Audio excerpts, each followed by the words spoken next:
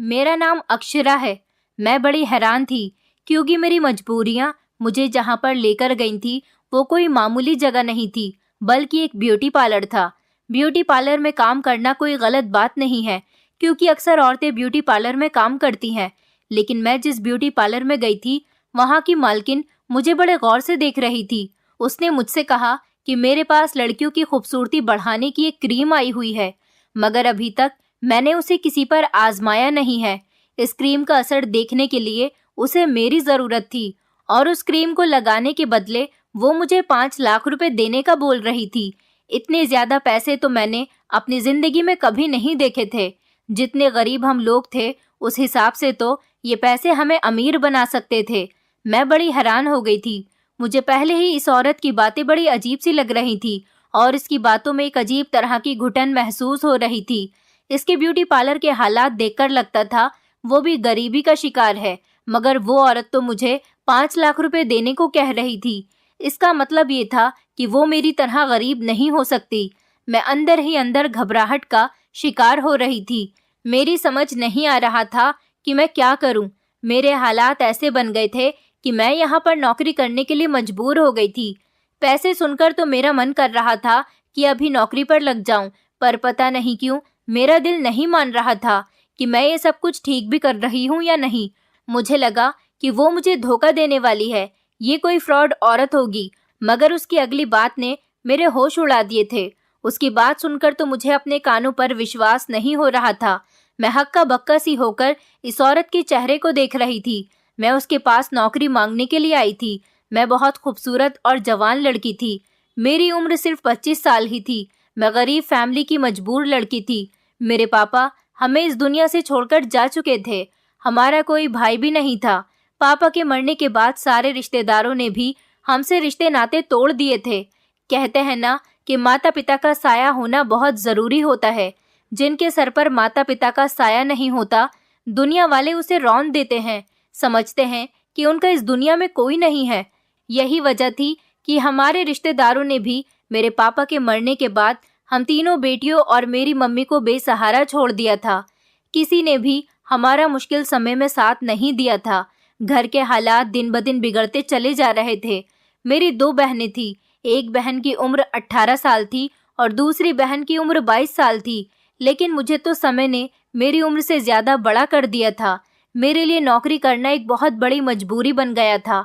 अगर मैं ऐसा ना करती तो शायद मेरी मम्मी का इलाज नहीं हो पाता और मेरी तरह मेरी बहनों की पढ़ाई भी अधूरी रह जाती, क्योंकि पिछले 4 साल से मैं पढ़ाई नहीं कर पा रही थी।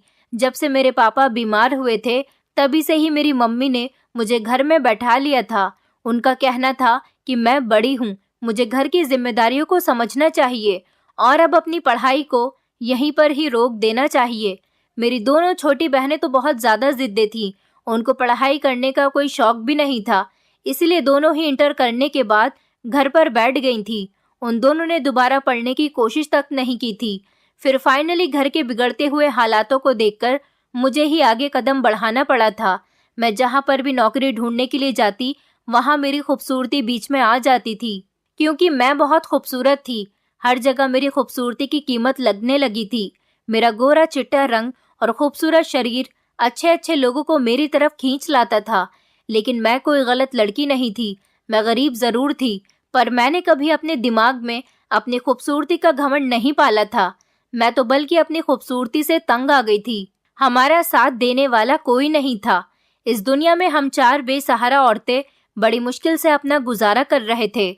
मेरी मम्मी को हम तीनों बहनों की बहुत फिक्र सताती थी कि ना जाने पापा के मरने के बाद ये दुनिया हम तीनों बहनों के साथ क्या अत्याचार करेगी, क्योंकि जिन लड़कियों पर पिता या भाई का साया नहीं होता उनकी इज्जत बड़ी नाजुक होती है। लोग उनकी इज्जत का किसी भी तरह से फायदा उठाना चाहते हैं। मुझे भी अपनी इस खूबसूरती को देखकर डर लगने लगा था कि कहीं मैं किसी मुसीबत में न फंस जाऊं। मेरी मम्मी तो मेरी दोनों छोटी बहनों को घर से बाहर निकलने ही नहीं देती थी और मैं उन दोनों से समझदार भी थी, इसलिए घर की सारी जिम्मेदारियां मुझे ही निभानी थी और कोई था ही नहीं जो हमारा सहारा बनता। मैं घर की सबसे बड़ी बेटी थी, इसलिए घर को तो मुझे ही चलाना था।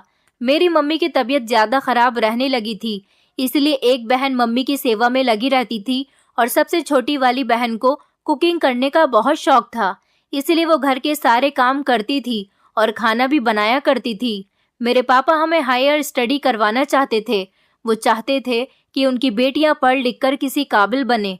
मेरे पापा चाहते थे कि मैं डॉक्टर बनूं, पर शायद हालात को ऐसा कुछ भी मंजूर नहीं था।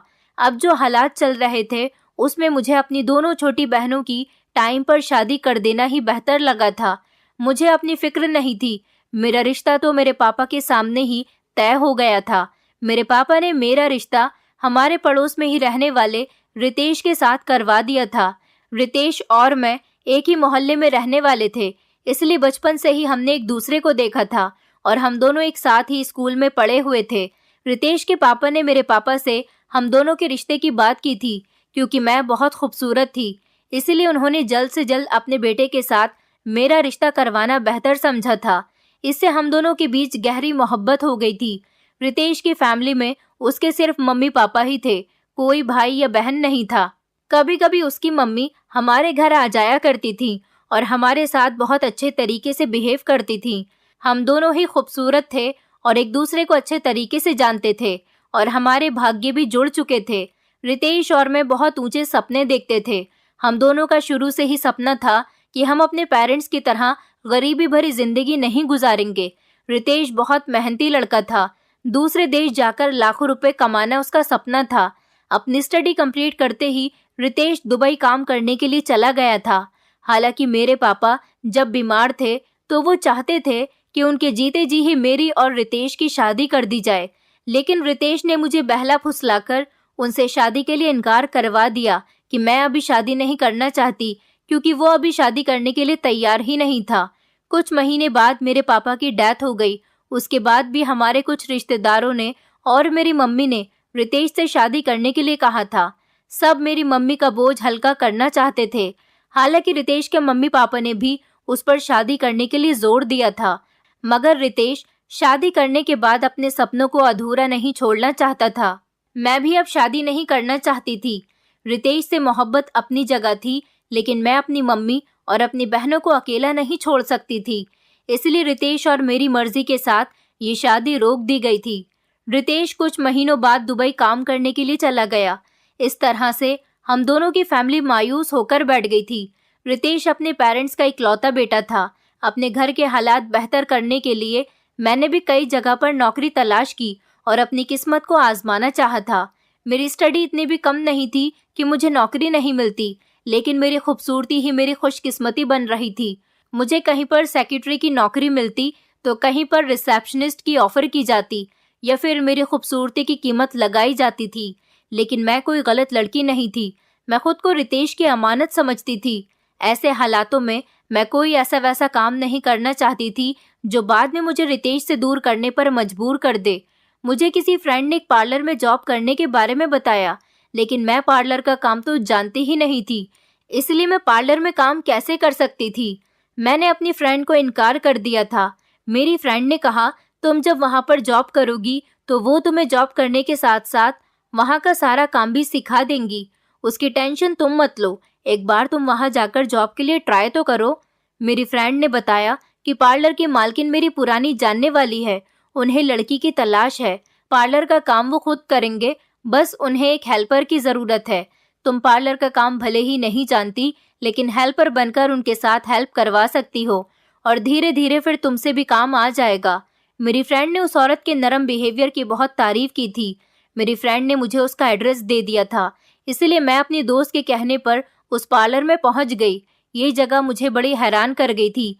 इतनी पुरानी जगह पर यह पार्लर बना हुआ था और इतनी अंदर बना हुआ था कि किसी कस्टमर को खबर भी ना हो कि इस जगह पर कोई पार्लर भी चल रहा है। मुझे लगा कि शायद इस पार्लर में कोई उम्रदार औरत होगी जिसने यहाँ अपना पार्लर खोला होगा, क्योंकि आजकल कोई भी समझदार लड़की ऐसी जगह पर अपना पार्लर नहीं खोल सकती। मगर जब मैं पार्लर के अंदर गई तो पार्लर की मालकिन को देखकर मुझे शॉक लग गया था। वो बेहद खूबसूरत और स्टैंडर्ड औरत थी। उसे देखकर ऐसा लग रहा था कि वो काफी हाई एजुकेटेड और अच्छी फैमिली से बिलोंग करती है। मगर जिस जगह पर उसका पार्लर बना हुआ था वो जगह बड़ी अजीब सी थी।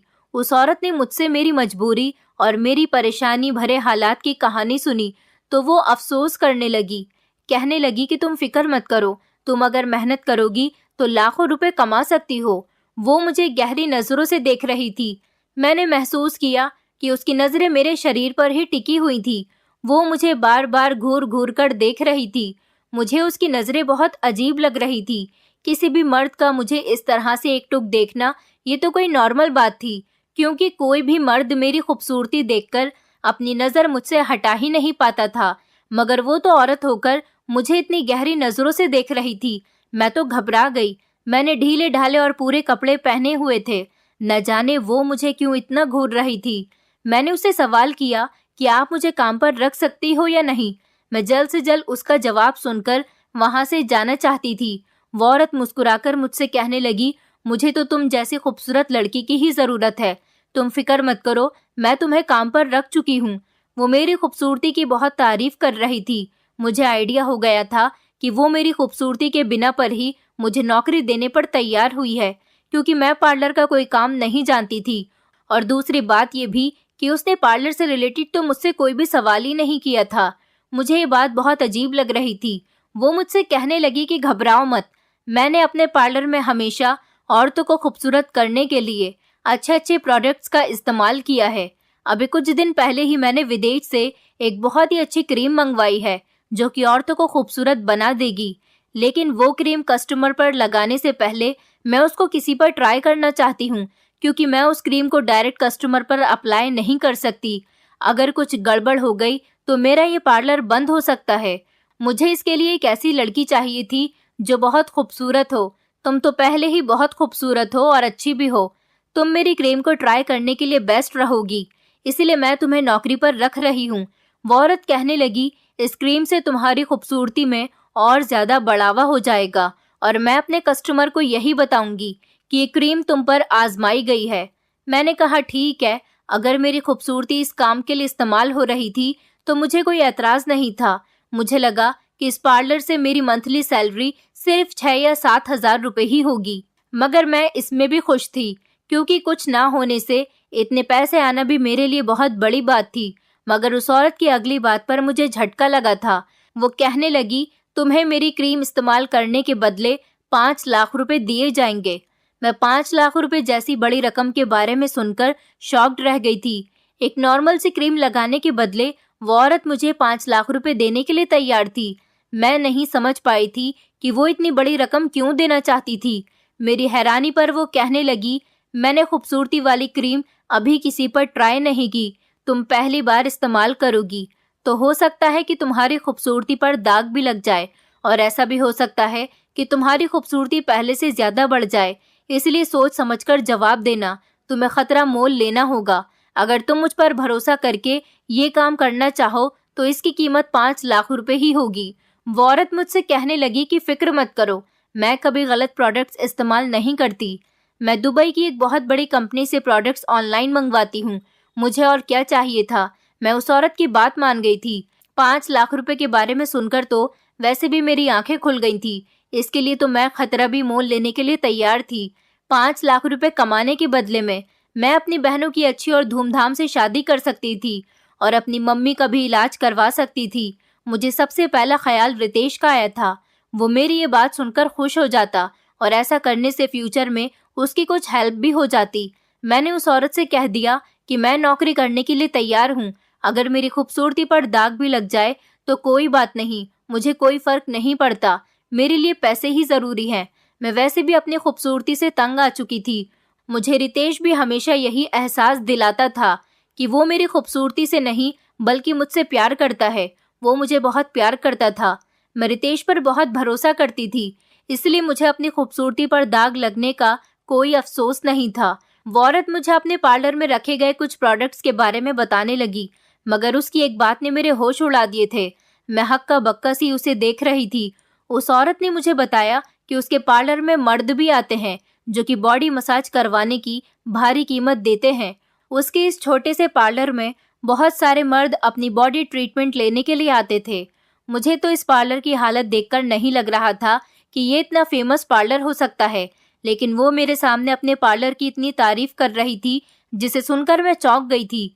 इस पार्लर में कुछ लड़कियां बैठी हुई थी जो कस्टमर आने का इंतजार कर रही थी, लेकिन मेरे सामने तो कोई कस्टमर आया ही नहीं था। मुझे उस औरत के पैसे कमाने का तरीका तो पता चल गया था। उसने बताया था कि यहाँ पर जितने भी अमीर मर्द आते हैं वो साथ में अपने घर की लेडीज को भी लेकर आते हैं, जिससे उसको काफी प्रॉफिट होता है, क्योंकि अमीर लोगों से वो ज्यादा पैसे लेती है। मगर मैं ये नहीं समझ पाई थी उसने इतनी अजीब और छोटी सी जगह में अपना एक खुफिया पार्लर क्यों बनाया हुआ था। वो चाहती तो किसी भीड़ भाड़ वाले एरिया में भी अपना पार्लर बनाकर बैठ सकती थी, जहां उसके पास और ज्यादा कस्टमर आते। मगर मैंने उसे ज्यादा सवाल जवाब नहीं किए थे। मैं तो नौकरी के बारे में ही सुनकर खुश हो गई थी। मैं जब घर वापस आई और मैंने रितेश से कॉल पर बात की तो मैंने उसको अपने काम के बारे में बताया। वो मेरी बात सुनकर कहने लगा कि सोच समझकर काम करना, ऐसा ना हो कि सच में तुम्हारी खूबसूरती पर दाग लग जाए। मुझे तुम्हारे खूबसूरत होने या ना होने से फर्क नहीं पड़ता, मगर ऐसा ना हो कि वो नुकसान बर्दाश्त करने काबिल ना हो। वो कहने लगा, तुम मेरी अमानत हो, मैं तुम्हारा नुकसान बर्दाश्त नहीं कर पाऊंगा। मैं परेशान हो गई। मैंने रितेश को बताया कि मैं तो मंथली सैलरी 5 लाख रुपए के बारे में सुनकर ही खामोश हो गई थी। अगर तुम कहोगे तो मैं उस औरत को इनकार कर दूंगी। मेरे लिए रितेश का साथ सबसे जरूरी था। रितेश भी 5 लाख रुपयों के बारे में सुनकर हक्का बक्का सा रह गया था। उसने कहा, क्या सच में तुम्हें उस पार्लर में 5 लाख रुपए मंथली सैलरी दी जाएगी? वो हैरत से मुझसे सवाल कर रहा था। वो यकीन नहीं कर पा रहा था। मैंने खुश होकर उसे बताया कि वो औरत मुझे कोई महंगी क्रीम ट्राई करने के लिए अपने पास रखना चाह रही है। ये काम सच में बहुत खतरनाक था। उस क्रीम का उल्टा असर भी हो सकता था, इसलिए वो मुझे 5 लाख रुपए देगी। रितेश सोच में पड़ गया था। मुझे डर था कि कहीं वो नाराज ना हो जाए। मैं जल्दी से कहने लगी, रितेश तुम परेशान मत हो, मेरे लिए पैसों से बढ़कर तुम्हारी खुशी है। मैं कहीं और काम ढूंढ लूंगी और इस औरत को जाकर इनकार कर दूंगी। वो अचानक कहने लगा, नहीं रुको, उसे इनकार मत करो। काम तो ठीक है, तुम ब्यूटी पार्लर में ही तो काम कर रही हो, किसी गलत जगह तो काम नहीं कर रही। तुम चाहो तो वहां पर काम कर सकती हो। मैंने रितेश की बात सुनकर कहा कि ठीक है, मैं अब इनकार नहीं करूंगी। उसके पास कोई ऐसा काम ढूंढूंगी जिससे मुझे कोई नुकसान न पहुंचे, भले ही सैलरी थोड़ी कम हो। रितेश हंस पड़ा और कहने लगा कि दूसरा काम क्यों, ये काम भी तो अच्छा है। हम एक दूसरे से प्यार करते हैं, हमारी एंगेजमेंट तो हो चुकी है और शादी भी हो जाएगी, तुम्हें किस बात का डर है? वो कहने लगा कि एक लड़की के लिए जिंदगी में सबसे जरूरी उसकी शादी होती है। वो इसीलिए खुद को हर खतरे से बचाकर और संवार कर रखती है, जबकि मैं तुम्हें हर हाल में एक्सेप्ट करने के लिए तैयार हूँ। तो फिर तुम्हें किस बात का डर है? तुम वो काम मत छोड़ो, हम दोनों की सारी जिंदगी संवर जाएगी। रितेश ने पैसों का सुनकर अपना इरादा बदल लिया था और मुझे भी समझाने लगा, और मैं उसके समझाने पर बेफिक्र हो गई थी। रितेश एक आम इंसान था, मेरी तरह उसे भी अच्छी जिंदगी गुजारने का शौक था। गरीबी तो शायद किसी को पसंद नहीं होती। मैं सोचने लगी कि वो मुझे अच्छी जिंदगी देने के लिए इतनी मेहनत कर रहा है, तो फिर मेरा भी हक बनता है कि मैं उसका साथ देती। अब तो रितेश मेरा साथ दे रहा था, उसके बाद तो मुझे कोई डर ही नहीं रहा। मैं इस औरत के पास काम करने लगी। वो बहुत मेहरबान औरत थी। वहां पर नौकरी करने के बाद वो मेरी मालकिन बन चुकी थी, मगर उसके बिहेवियर में कोई भी चेंज नहीं आया था। वो मेरी खूबसूरती और मासूम चेहरे की दीवानी हो गई थी। पहले दिन पार्लर की मालकिन ने मुझे एक क्रीम चेहरे पर लगाने के लिए दी। उसने मुझसे कहा कि अंदर कमरे में शीशा लगा हुआ है, उसके सामने बैठकर ठीक से क्रीम लगाकर मसाज करना। मैं इस छोटे से कमरे में आ गई थी। कमरे की हालत बहुत अच्छी थी। ये कमरा पार्लर में ही बना हुआ था, बहुत साफ सुथरा और खूबसूरत, और कमरे में फैली हुई खुशबू मुझे सुकून पहुंचाने लगी थी। चेहरे पर क्रीम लगाते ही मुझे चक्कर आने लगे थे, इसलिए मैं बिस्तर पर लेट गई और अगले ही पल में बेहोश हो चुकी थी। मुझे नहीं पता था कि मैं कहाँ पर हूँ। जब मैं जागी तो शाम हो रही थी। पार्लर की मालकिन ने मुझे 5 लाख रुपए देकर घर भेज दिया था। मैं खुश हो गई कि ठीक है, इतने आसान काम के मुझे इतने ज्यादा पैसे मिल रहे थे, लेकिन मैं नहीं जानती थी कि मेरे साथ क्या होने वाला था। पार्लर की मालकिन हर रोज यही करती थी, मुझे क्रीम लगाने के लिए कमरे में भेज देती और कमरे को बाहर से बंद कर देती थी। कमरे में खुशबू फैली हुई होती थी और धीमी सी रोशनी डरावना सा माहौल पैदा करती थी। वो क्रीम लगाते ही मैं फौरन बेहोश हो जाती थी। शुरू में तो मुझे कुछ समझ ही नहीं आया था कि मेरे साथ क्या हो रहा है। ये पार्लर की मालकिन न जाने मुझे किस तरह की क्रीम लगाने के लिए दे रही थी, मगर मालकिन का एक्सपेरिमेंट कामयाब रहा था। खूबसूरती की क्रीम लगाने की वजह से सच में मेरी खूबसूरती में बढ़ावा होने लगा था। मेरे चेहरे का रंग दूध की तरह सफ़ेद हो गया था। मेरी बहनें भी ये बात मुझे कई बार बता चुकी थीं कि मेरा चेहरा दिन ब दिन खूबसूरत होता जा रहा है। मैं बहुत खूबसूरत हो गई थी। रितेश मुझसे वीडियो कॉल पर बात करता तो खुशी से फूला नहीं समाता था। वो मुझसे कहता कि तुम्हारा फैसला ठीक था, तुम्हारी खूबसूरती तो और बढ़ गई और तुम पैसे भी कमाने लगी हो। हर टाइम मुझे देखने के लिए वीडियो कॉल करता रहता था और वो मुझे देखकर अपनी बेताबी का इजहार करने लगा था। उसकी मोहब्बत पहले से और ज्यादा बढ़ गई थी। मैं अपनी किस्मत पर जितना घमंड करती मुझे कम लगता था, मगर एक दिन मैं क्रीम लगाकर कमरे में बंद हुई तो जागने पर मुझे बहुत थकान महसूस हो रही थी। मेरा सर बुरी तरह से चकरा रहा था, मेरा शरीर बुखार से जल रहा था। पार्लर की मालकिन ने मेरी बिगड़ती हुई तबीयत देखकर मुझे फौरन घर भेज दिया। घर जाकर भी मैं बेहोश हो गई थी। अगले दिन मेरी तबीयत कुछ बेहतर हुई तो अपनी हालत देखकर मेरे होश उड़ गए थे। मेरे शरीर पर अजीब तरह के निशान थे और मैं ऐसे नुकसान का शिकार हो चुकी थी जिसकी भरपाई मुमकिन नहीं थी। मेरा शरीर डर से कांप उठा था। मुझे एहसास हुआ कि मैं कुंवारी नहीं रही थी। इसका मतलब ये था कि मेरी इज्जत के साथ कोई खेल रहा था। मैं रोने लगी थी और ये बात मैंने किसी को नहीं बताई थी। मैंने अपनी बहनों से भी छुपा ली थी, मगर उस पार्लर पर पहुंची तो पार्लर की मालकिन से बात किए बिना नहीं रह पाई। मैं बुरी तरह से रो रही थी। पार्लर की मालकिन कहने लगी कि फिक्र मत करो, कोई इतना बड़ा नुकसान नहीं हुआ है कि तुम उसके लिए परेशान हो रही हो। आजकल हर परेशानी का हल है। पार्लर की मालकिन मुझे तसल्ली देते हुए सुकून से बोली तो मुझे उन पर कुछ शक हुआ था। वो औरत इतने बड़े नुकसान पर भी इतनी बेफिक्र हो रही थी, जबकि मेरी तो जिंदगी ही बर्बाद हो चुकी थी। मैंने जब उनसे सवाल किया और उनसे बिगड़ने लगी तो वो मुझे घूरने लगी थी। कहने लगी कि तुम शराफत का नाटक क्यों कर रही हो, अपनी की हुई गलती का इल्जाम मुझे मत दो। तुम्हारा शरीर है, तुम ही जानती होगी तुम्हारी इज्जत किसने खराब की है। तुम इतनी भोली तो नहीं हो कि मुझसे सवाल करो। मैं उसकी बातों पर शॉक्ड रह गई थी। मैंने गरीबी और परेशानी की हालत में भी कभी इतनी घटिया हरकत के बारे में नहीं सोचा था और मम्मी की बीमारी में ही इस तरह के अत्याचार से लड़ रही थी। मगर आज पहली बार मेरे कैरेक्टर पर सवाल उठा था। मेरे इस एक्शन पर पार्लर की मालकिन नरमी से कहने लगी, मैं तो तुम्हें बस खूबसूरती बढ़ाने की क्रीम दे रही थी और कमरे में भेज दिया करती थी। खूबसूरती की क्रीम से किसी लड़की का कुंवारापन खत्म नहीं हो सकता। मैं कहने लगी, तुम ना जाने कितने लोगों से मिलती हो, तुम्हारे घर में भी कोई मर्द नहीं है, तुम अकेली जवान लड़की हो सकता है किसी ने धोखे से तुम्हारा नुकसान कर दिया हो। मैं उसकी बात पर बुरी तरह से रोने लगी थी। ऐसा भी कुछ नहीं था कि मैं कोई नादान लड़की थी जिसे इतनी भी समझ न हो कि किसी ने उसके साथ गलत किया था। इस बात को काफी टाइम हो चुका था। मैं अपने होश में रहती थी। रात को भी मैं अपनी बहनों के लिए सावधान से रहती थी। फिर भी मेरे साथ ये हादसा कब और कैसे हो गया था मैं नहीं जान पाई थी, मगर मुझे इतना तो जरूर पता था कि मेरे साथ ये सब कुछ उस पार्लर में ही हुआ था। मगर पार्लर की मालकिन तो कुछ समझने को तैयार ही नहीं थी। उल्टा अब वो मुझे अलग तरह की दवाइयाँ देने लगी थी। उसने मुझे दवाई खाने के लिए दी थी और कहा था कि उनकी एक दोस्त डॉक्टर है और उन्होंने मेरे बारे में उससे बात की तो उन्होंने मुझे खाने के लिए ये दवाई दी है। मैंने सोचा मैं खामोशी से इस काम को छोड़ देती हूँ, लेकिन इस बारे में रितेश को नहीं बताऊंगी। मगर घर के हालात बेहतर होने की वजह से इन्हीं दिनों मेरी दो बहनों के एक साथ एक ही घर के अच्छे रिश्ते आ गए थे। मेरी बहनें भी मेरी तरह खूबसूरत थीं।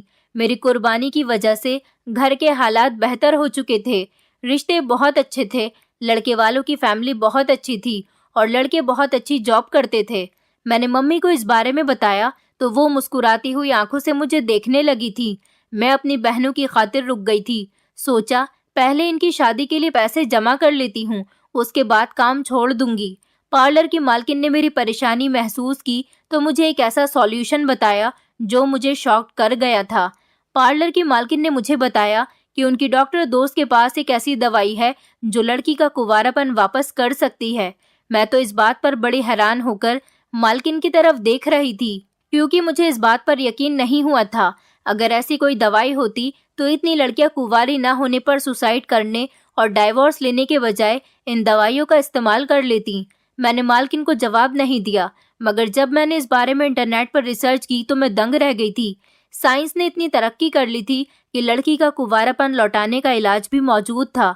विदेश में तो इस काम के लिए ऑपरेशन भी किए जाते थे और महंगा इलाज भी था। खूबसूरती की क्रीम आजमाने के बाद भी मेरे लिए मालकिन पर यकीन करना मुश्किल हो रहा था, लेकिन मालकिन ने मुझे यकीन दिलाया तो मुझे उनकी बात माननी पड़ गई थी। मेरे साथ जो अब हो चुका था, उसके बाद मैं किसी को मुंह दिखाने के काबिल नहीं रही थी। मालकिन की बात मानना मेरी मजबूरी थी। मैंने कभी नहीं सोचा था कि मालकिन मुझे बेहोश करके कमरे में क्यों बंद कर देती थी। मैं उस पर अंधविश्वास करती रही थी और अपनी दिन ब दिन बढ़ती खूबसूरती और लाखों रुपए कमाने पर खुश होती रहती थी।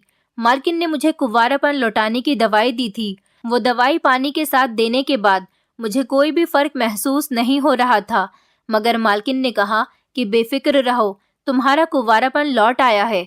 अब कोई नहीं जान सकेगा कि तुम कुंवारी नहीं हो। मगर खुश होने के बजाय मैं और ज्यादा परेशान रहने लगी थी, क्योंकि अब हर बार जब मैं बेहोश होकर उस कमरे में बंद होती तो आंख खुलने पर मेरा शरीर थकान और दर्द में चूर होता था। जब मैं मालकिन को ये बात बताती तो वो हर बार मुझे तसल्ली देती और कहती कि आजकल बीमारियां बहुत बढ़ रही हैं, इसलिए तुम्हें भी ये सब कुछ हो रहा है। लेकिन अब तो मेरी खूबसूरती में भी कोई फर्क नहीं आया था। मैं अपने पागलपन की वजह से उसके हाथों का खिलौना बनी रही, मगर मुझे कुछ खबर ही नहीं हुई थी। काम छोड़ने की बात पर रितेश रिक्वेस्ट करने लगता था कि थोड़ा और इंतजार कर लो, थोड़े और पैसे इकट्ठे करो ताकि हम अपना खूबसूरत सा घर खरीद सकें। उसके बाद तुम चाहो तो काम छोड़ देना। मैं बुरी तरह से फंस गई थी। मैंने एक दिन अपने मोबाइल में कैमरा ऑन करके उस पार्लर के कमरे में रख दिया था। इसके बाद मैंने जैसे ही अपने चेहरे पर क्रीम लगाई, हमेशा की तरह मैं बेहोश हो गई थी। होश में आने पर मेरा शरीर थकान और दर्द से चूर हो रहा था। मैंने जब अपना मोबाइल चेक किया तो उसमें वीडियो बन चुकी थी। वीडियो देखकर तो मेरे पैरों तले से जमीन निकल गई थी। मुझे उस दिन आइडिया हो गया था कि कितने टाइम से मेरा इस्तेमाल किया जा रहा था और मुझे खबर तक नहीं हुई थी। मालकिन पर अंधा भरोसा करने की वजह से मुझे इतनी बड़ी सजा मिली थी। मैं फूट फूट कर रोने लगी थी। इस वीडियो ने मेरे होश उड़ा दिए थे। मेरा पूरा शरीर कांपने लगा था। जब मैंने पार्लर की मालकिन को शर्म दिलाई तो वो कहने लगी, ये सब तुम्हारी मर्जी से ही हुआ है। मैंने तुम्हें पहले ही बताया था कि मैं अपनी क्रीम को ट्राई करने के लिए तुम्हें रख रही हूँ, और मैंने ये भी बताया था कि तुम्हारी खूबसूरती पर भी दाग लग सकता है, और लालच में आकर तुमने इस बात को एक्सेप्ट भी कर लिया था। अब तुम मुझे इल्जाम क्यों दे रही हो? मैं अपने लालच और बेवकूफ़ी पर अपना सर पकड़कर रोने लगी थी। पार्लर की मालकिन ने बड़ी चालाकी के साथ मेरा इस्तेमाल किया था और अब इल्जाम भी मुझे ही दे रही थी। उसका कहना था कि मैं तुम्हारा दोबारा से कुंवारापन लौटा दूंगी। जब किसी को कोई खबर ही नहीं होगी तो फिर नुकसान कैसा? वो मुझे अभी भी लालच दे रही थी। उसे बिल्कुल भी अपने किए पर शर्मिंदगी महसूस नहीं हो रही थी। मैं फटी फटी आंखों से पार्लर की मालकिन को देख रही थी। वो ये सब पहले दिन से ही जानती थी, लेकिन उसने कभी मुझे साफ साफ नहीं बताया था कि उसने मेरी खूबसूरती पर इस दाग की बात की थी। मेरे लड़ने पर वो मुझसे कहने लगी कि 5 लाख रुपए तुम्हें तुम्हारे जिस्म की कीमत पर ही तुम्हें मिलते रहे हैं, इसलिए तुम्हारा मुझसे लड़ना बहुत बड़ी बेवकूफ़ी है। मेरे सामने तब इस पार्लर वाली औरत का राज खुलकर आया था। मैं रोते रोते बेहाल हो गई थी। इस सच्चाई ने मेरे रोंगटे खड़े कर दिए थे।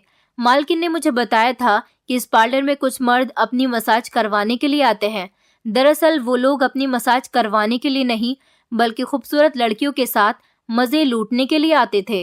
वो सब भी बिगड़े हुए और अमीर परिवार के होते थे, जो मेरे पार्लर की मालकिन को उनकी मुंहमांगी रकम देकर जाते थे। दरअसल ये कोई पार्लर नहीं था, बल्कि ये एक छुपा हुआ कोठा था, जहां पर पार्लर की मालकिन इसी तरह से पार्लर की आड़ में नई नई लड़कियों को अपनी बातों में ले लिया करती थी। वो ऐसी ही लड़कियां होती थी जो इस औरत की बातों में आ जाती थी, जो मुझ जैसी बेवकूफ़ और मजबूर होती थी। और फिर जब एक बार कोई लड़की यहाँ से पैसे कमाने लग जाती तो वो दोबारा यहाँ से वापस नहीं जा सकती थी और ना ही इस काम को छोड़ सकती थी। इस छोटे से पार्लर पर कभी लोगों की नज़र ही नहीं गई थी कि यहाँ पर पार्लर की आड़ में कुछ गलत काम किए जा रहे हैं। लोग नहीं जानते थे कि मालकिन ने पार्लर की आड़ में यहाँ पर लड़कियों का धंधा किया हुआ है। वो उन अमीर बिगड़े हुए लड़के और आदमियों के साथ मुझे बेहोश करके उनके सामने डाल दिया करती थी और फिर वो मेरे शरीर को नोचते रहते थे। मुझे इस बारे में कभी पता ही नहीं चल सका और उस क्रीम में भी नींद की दवाई मिली हुई होती थी। क्रीम को मैं जैसे ही अपने चेहरे पर लगाती तो उसकी खुशबू मेरी सांस में मिल जाती थी और फिर मैं बेहोश हो जाती थी। मुझे पता ही नहीं चलता था कि मेरे साथ क्या होता है, क्योंकि मैं तो क्रीम लगाने के बाद बेहोश हो जाती थी। मुझे अपना होश ही नहीं रहता था कि मेरे साथ क्या हो रहा है। उस वीडियो में एक 28 साल का जवान लड़का मजे से मुझे अपनी हवस का शिकार बना रहा था।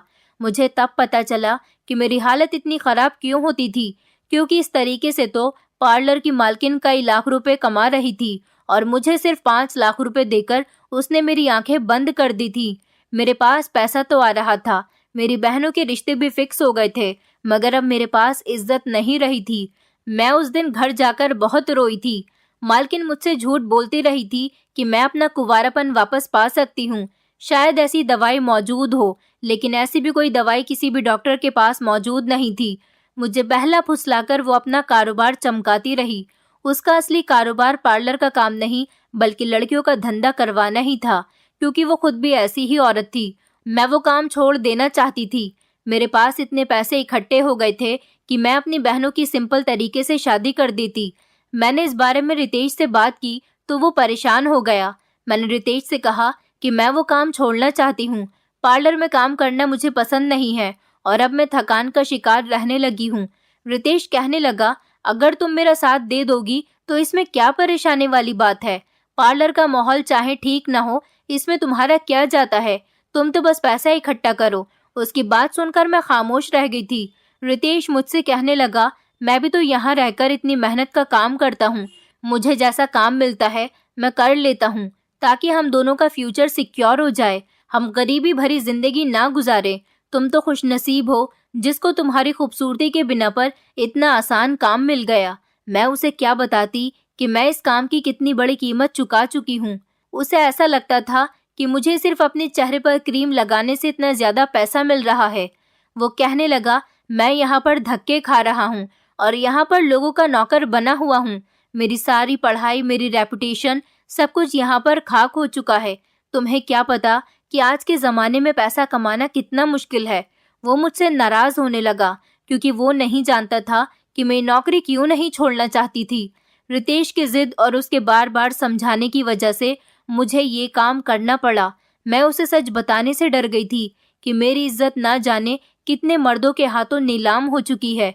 मुझे डर था कि रितेश ये सुनकर मुझे कभी एक्सेप्ट नहीं करेगा, क्योंकि उसने मुझे पहले दिन ही यही बात कही थी कि कोई ऐसा नुकसान ना कर बैठना जो मेरे लिए एक्सेप्ट करना मुश्किल हो जाए। वो मेरी खूबसूरती पर दाग बर्दाश्त कर लेता, मगर शायद मेरी इज्जत पर दाग बर्दाश्त नहीं कर सकता था। मैं अपने लालच पर पछताने लगी थी। काश मैं वो काम करने से इनकार कर देती। उस औरत ने मेरी इज्जत की बिल्कुल परवाह नहीं की थी। हालांकि मैं उसे बता चुकी थी कि मैं सिर्फ इज्जत बचाने की खातिर उसके पास जाने पर मजबूर हुई थी। उसने ये सब कुछ जानते हुए भी मुझे खिलौने की तरह मर्दों के हवाले कर दिया था। मुझे अजीब सी घुटन होने लगी थी, मगर अब उस पार्लर वाली मालकिन के लिए मेरे दिल में नफरत बढ़ गई थी। रितेश मुझसे मोहब्बत का इजहार करता था तो मैं रोने लग जाती थी। मुझे लगने लगा था कि उसे मेरी थकान और उदासी भी महसूस नहीं होती। वो सिर्फ फ्यूचर के सपने देखता था और मैं चुपचाप उसकी बातें सुनती रहती थी। मैं जानती थी कि अब मैं रितेश के काबिल नहीं रही हूँ। मेरी बहनों के ससुराल वाले जल्दी शादी करने के लिए कह रहे थे, तो मैंने उनकी शादी की डेट फिक्स कर दी थी। अपनी शादी का सपना मैंने अपनी आंखों में ही बंद कर लिया था। मैं मालकिन से बदला लेना चाहती थी। इस औरत ने मेरी जिंदगी बर्बाद कर दी थी। रितेश मुझे खुशी से बताने लगा कि वो जल्द ही वापस लौट कर आएगा और मुझसे शादी कर लेगा। मैं घुट घुट कर अकेले में रोती रहती थी। अगर मैं सच छुपाकर शादी कर भी लेती तो रितेश सच्चाई जानने के बाद पहले दिन ही मुझे डाइवोर्स दे देता। मैं सबके सामने जलील होकर रह जाती। मैं मालकिन के करीब होने लगी थी, उसका भरोसा जीतने की कोशिश करने लगी थी। अब मालकिन ने मेरी रिक्वेस्ट पर कुछ टाइम के लिए एक और खूबसूरत लड़की को इस काम में शामिल कर लिया था।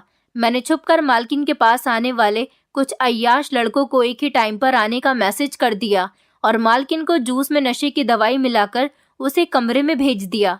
जब उन लड़कों ने मालकिन को देखा तो उनकी आंखों में चमक जाग उठी थी।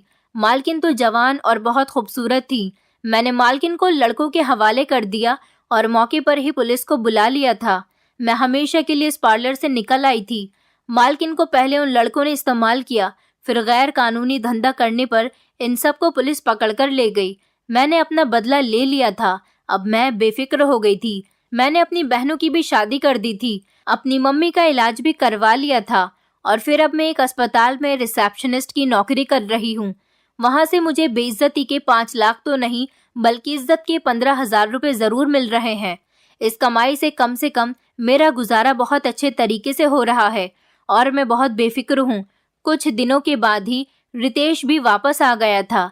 सच जानने के बाद मेरी सोच के मुताबिक रितेश ने मुझे छोड़ा नहीं था बल्कि मुझसे माफी मांगने लगा था कि उसके लालच ने मुझे ये समय भी दिखा दिया था। वो जानता था मैं मासूम हूँ, मैं उससे बहुत प्यार करती हूँ और मैं उसके अलावा किसी और की तरफ देख भी नहीं सकती। मेरे साथ ये सब कुछ उस मालकिन ने धोखे से किया था। वो आज तक अपनी गलती पर बहुत शर्मिंदा है। उसने मुझे कभी इस बात का ताना तक नहीं दिया था कि मेरी इज्जत लुट चुकी है, बल्कि उसने मुझे खुले दिल के साथ एक्सेप्ट किया और मुझसे खुशी खुशी शादी कर ली। मेरी जिंदगी तो रितेश के साथ बहुत अच्छी गुजर रही है। हर लड़की को रितेश जैसा लाइफ पार्टनर नहीं मिल सकता, इसीलिए आप लोग सावधान रहिए। मैं उन सारी लड़कियों को खबरदार कर देना चाहती हूँ जो मजबूरी और गरीबी के हालात में आकर अपनी आंखें बंद करके हर काम को करने के लिए तैयार हो जाती हैं। इसलिए मैं आप सबसे कहना चाहती हूँ कि सोच समझकर अपना फैसला कायम किया करें, क्योंकि पैसा तो हाथ का मेल होता है, आता जाता रहता है, लेकिन इज्जत एक बार जब चली जाती है तो दोबारा वापस नहीं आती। इसलिए किसी पर भी इस तरह से अंधा भरोसा न करें जैसे मैंने मालकिन पर किया था। वो तो एक औरत थी, लेकिन बहुत सारी ऐसी लड़कियां होती हैं जो मर्दों पर भी भरोसा कर लेती हैं और उनकी हवस का शिकार बन जाती हैं। मैं आप लड़कियों से रिक्वेस्ट करना चाहती हूँ कि प्लीज अपनी आंखें खोल लीजिए। आप अपने हालातों से इतना मजबूर ना हो जाएं कि दूसरों की हवस का शिकार बन जाएं। हालात तो आज बुरे हैं, कल बेहतर भी हो जाएंगे, लेकिन अपना ख्याल रखिए और सोच समझकर अपनी जिंदगी में आने वाले हर काम का फैसला करिए। दोस्तों, उम्मीद करती हूँ आपको हमारी कहानी पसंद आई होगी। कहानी पसंद आई है तो वीडियो को लाइक करें, चैनल पर नए हैं तो चैनल को सब्सक्राइब करें और हाँ, नोटिफिकेशन बेल को जरूर दबाएं ताकि अगली अपडेट सबसे पहले आपको मिले।